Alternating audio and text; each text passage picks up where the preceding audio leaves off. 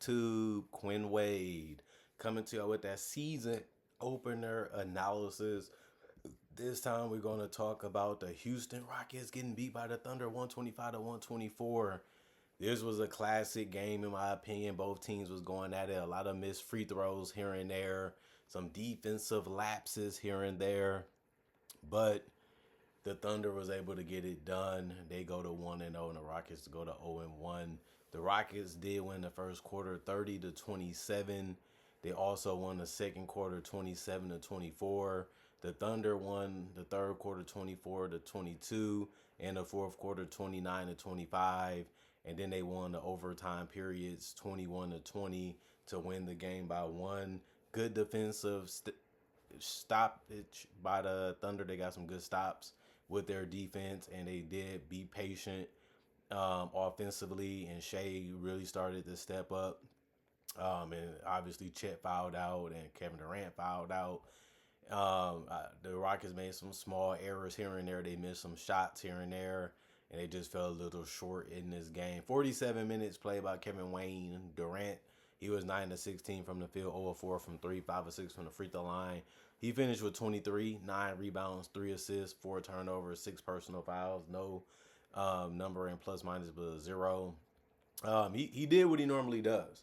He scores the basketball. It was kind of crazy to see them go away from him in clutch moments and let other players take shots like Şengün and Thompson. But they was able to deliver sometimes too. So it wasn't like it was the wrong call by Ime. It just, was kind of strange. Like, wouldn't you just want Kevin Durant to touch the ball every single time down in the fourth and overtime to see if he can make the right decision or just be a tough shot maker if that's what he has to do?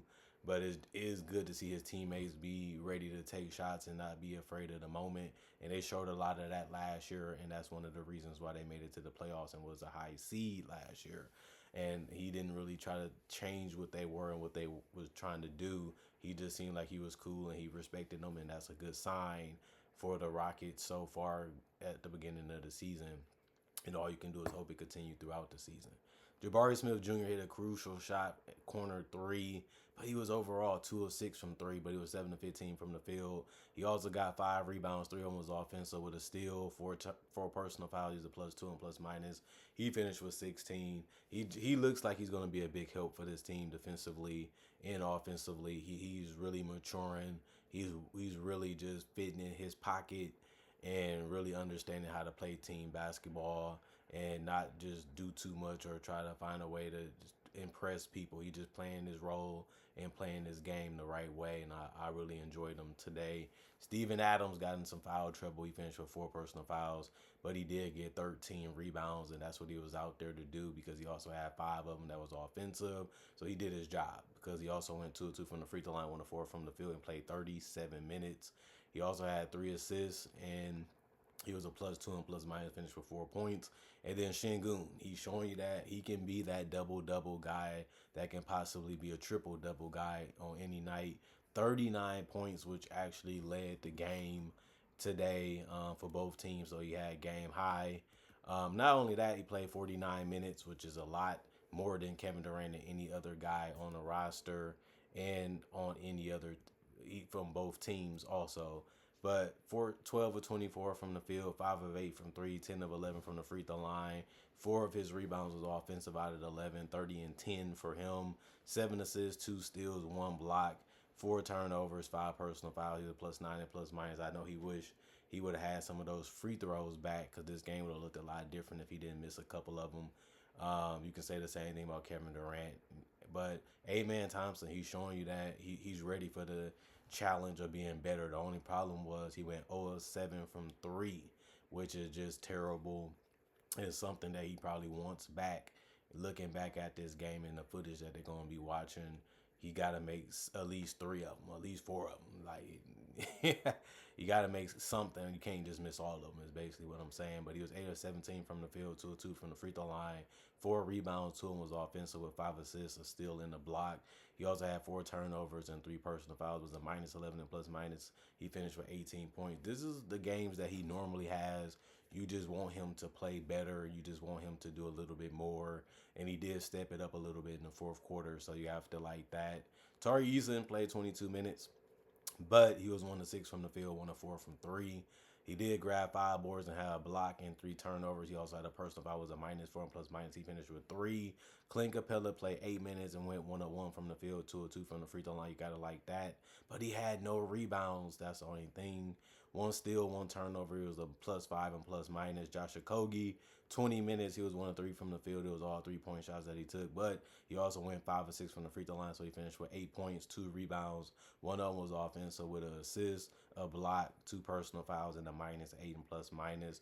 And Reed Shepherd, he had moments, he had chances, but he just didn't cash in on majority of the opportunities. 28 minutes for him, 3 of 11 from the field, 2 of 7 from three, 1 of 2 from the free throw line, 4 assists, 2 rebounds.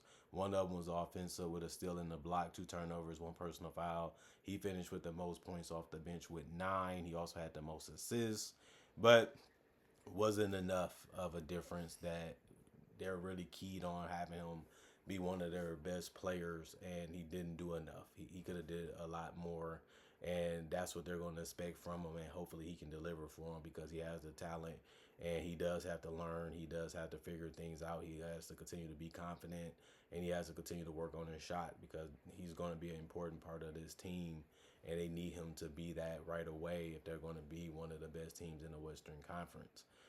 43 of 97, 44% from the field, 11 of 39, 28% from three, 27 of 31, 87% from the free throw line. They got 51 rebounds, but it went into overtime a couple times, so they should have that many. 23 assists, that's a little low considering how many minutes they played. 6 steals, 5 blocks, 21 turnovers, and 26 personal fouls. They did rely on a lot of isolation too, though. That's just how they play the game. Isaiah Hartenstein for the Oklahoma City Thunder, 37 minutes, 2 of 5 from the field, 0 of 1 from three, 2 of 2 from the free throw line, 6 points, 9 rebounds, 6 of them was offensive with 5 assists in the steal and a turnover. He also fouled out of this game. It seemed like every big basically couldn't stay on the floor because of how the rules are and how you have to play defense and how you can't really touch the player offensively, and it's going to be an automatic foul. He was a +9 and plus minus, but he did his thing on the rebounds.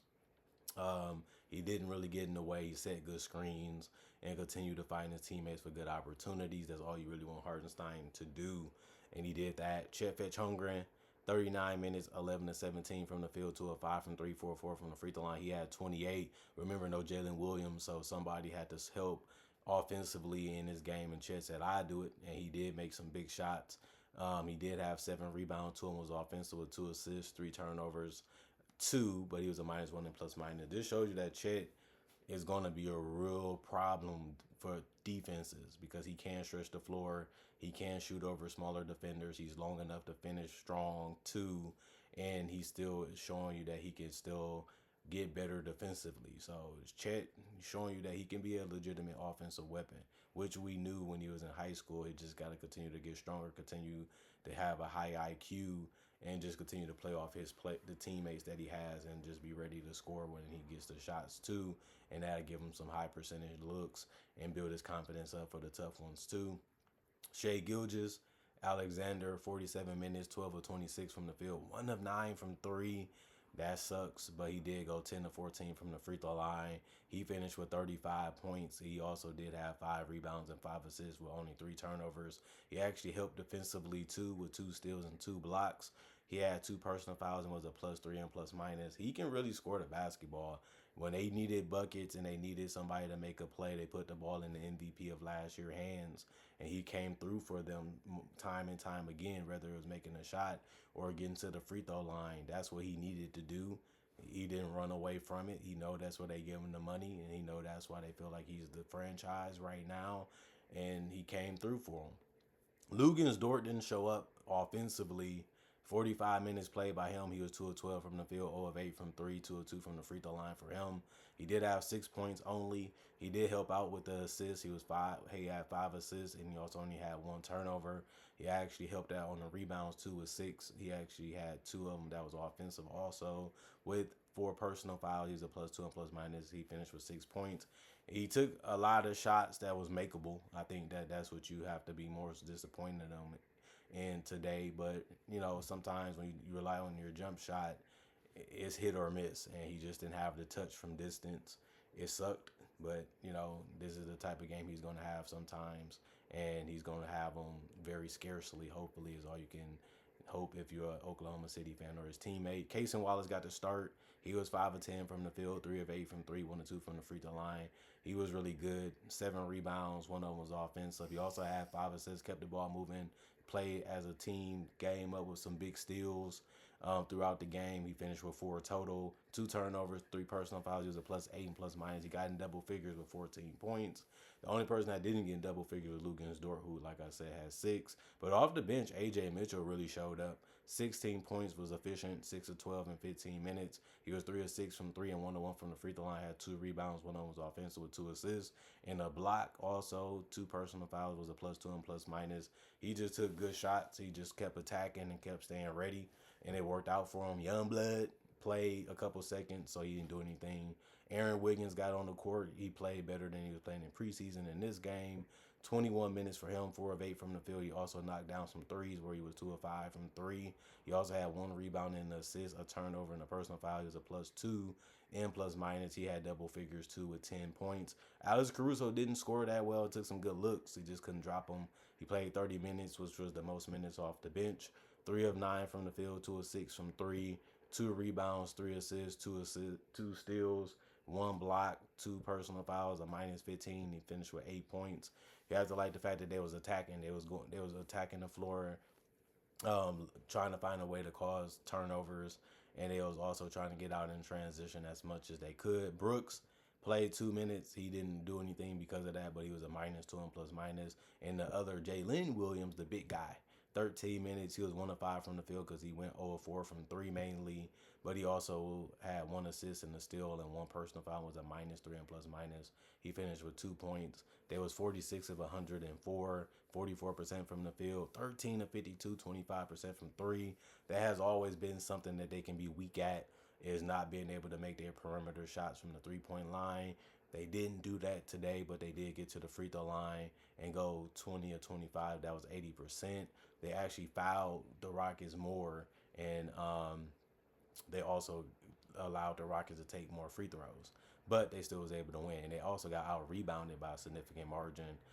They only had 39 compared to the Rockets' 51, but they did have more assists with 29. They did create more turnovers with 11 steals, and they did lose the block battle by 1, but they only had 11 turnovers, so they didn't turn it over a lot when they had the ball and was trying to make plays, which is a good thing. But they also did commit more personal fouls with 27. And, this was a really good game. A lot of us think the Rockets aren't that far from the Thunder. This is a multi-year project for the Rockets. If you're a Rockets fan, I'm just being honest.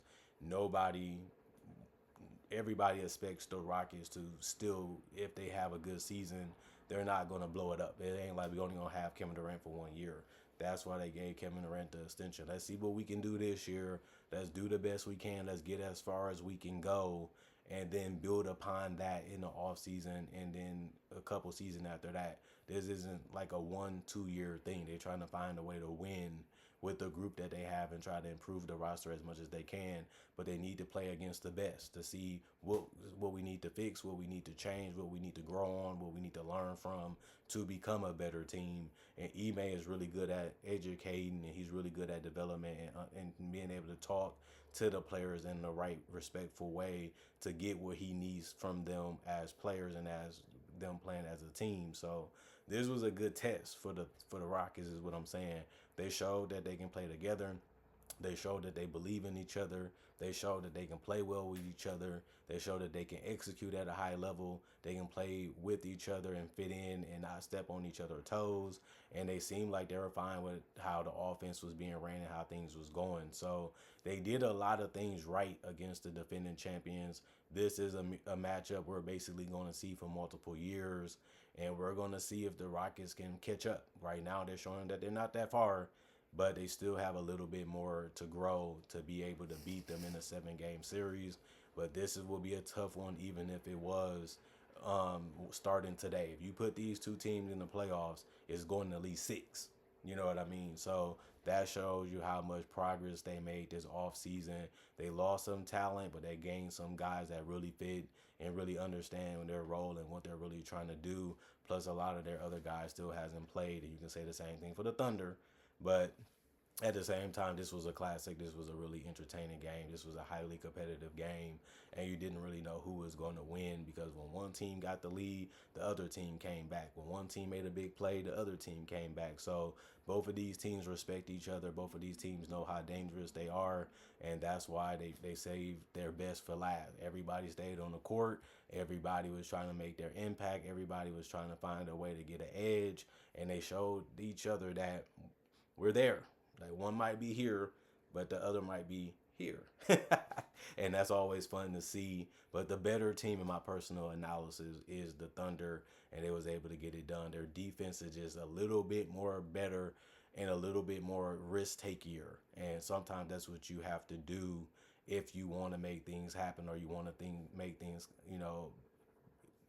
happen basically. If I want to get a steal or a block, I got to take that gamble. I got to take that risk to get that shot or get that ball. And if I do, we can get transition or we can get another opportunity, and that helps us be able to win the game. So that's how defense is played. That's how it goes, and that's one of the reasons why the Thunder was able to win. Besides being good at making free throws and being good at just knowing how to attack any team because they've been playing a lot together for the last couple of years. And this is really the first time Kevin Durant played with these guys and some other guys playing a lot of minutes and getting some different opportunities they normally never really get, like Reed Shepherd, for example. But that's going to be the difference this year. Other than that, comment, like, subscribe, share. Hit the notification bell to get the analysis when it first come out. Thank y'all for watching. Thank y'all for checking out the channel. I also do conversation videos just like this about various NBA only topics. I also do breakdowns with real footage of legends, current legends, future stars, and also mock draft and draft coverage. Plus, I already got 3,000 plus videos already on my channel that you can watch right now and enjoy. Plus, on top of that, I upload videos basically each and every day. Other than that, thank y'all for watching. Thank y'all for checking out the channel. Y'all stay blessed up. Peace.